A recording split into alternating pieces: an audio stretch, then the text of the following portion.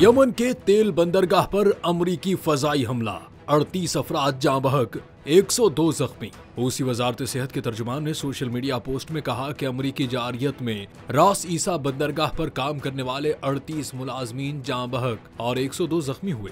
अमरीकी central command ने x साबिका Twitter पर जारी बयान में कहा कि जुमेरात को अमरीकी अफवाज ने मगरबी यमन में वाक़े रास ईसा में तेल की बंदरगाह पर हमला किया। बयान में कहा गया कि अमरीकी अफवाज ने हूसियों की ईंधन फराहमी मुनक़ता करने के लिए हमला किया। यह हमले हूसियों की ईंधन की फराहमी और माली वसाइल को खत्म करने के लिए किए गए। अमरीकी सेंट्रल कमांड का कहना है कि इस कार्रवाई का मकसद हूसियों को इक्तिसादी तौर पर निशाना बनाना है, न कि यमन के अवाम को नुकसान पहुँचाना।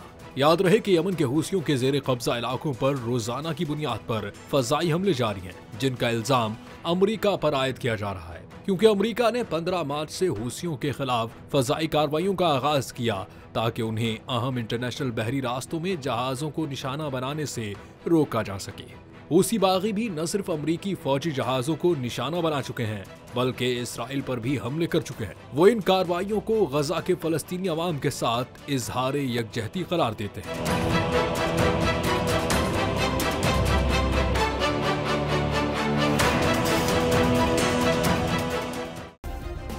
सब्सक्राइब करें और बेल दबाएं ताकि कोई खबर रह न जाए।